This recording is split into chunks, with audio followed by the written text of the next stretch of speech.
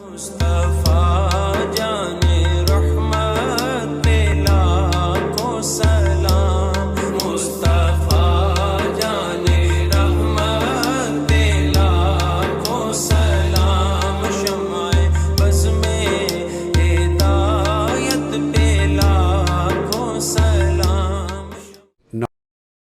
اللہ ذوالجلال نے اپنے پیغمبر کے ذریعے ایک بہت بڑا انعام ہم تک پہنچایا ہے، اور وہ کون سا انعام ہے جس کے بارے میں آپ کی خدمت میں چند باتیں رکھنا چاہتا ہوں۔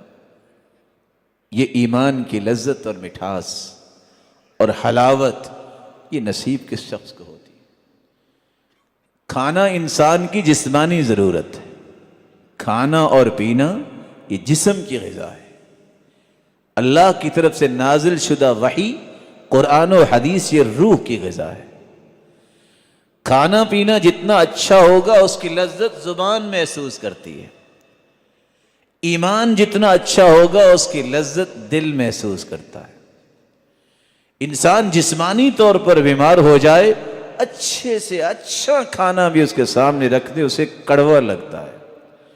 انسان کا روح بیمار ہو جائے اور انسان کا ایمان کمزور ہو جائے تو انسان کو دنیا کی کوئی خوشی خوشی کیا کوئی غمی غمی محسوس نہیں ہوتی، اس کے اندر صرف قلق ہوتی ہے، اضطراب ہوتا ہے، فرسٹریشن ہوتی ہے، ہر وقت پریشان، ہر وقت جو ہے کسی ڈپریشن کا شکار رہتا ہے۔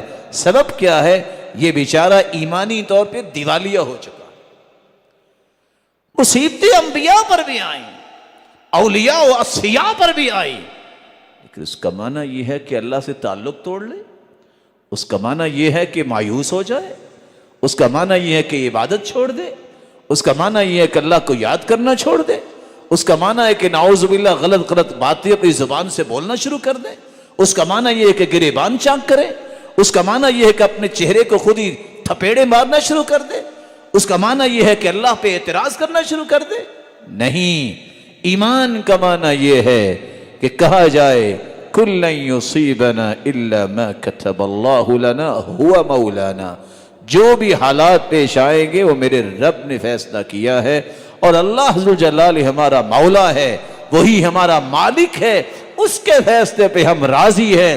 لذتی و راحتی فیما قدر علی، میری زندگی کی اصل لذت و حلاوت اور مٹھاس یہ ہے میرے رب نے جو فیصلہ کیا ہے وہ بالکل ٹھیک کیا ہے، میں اس پہ راضی۔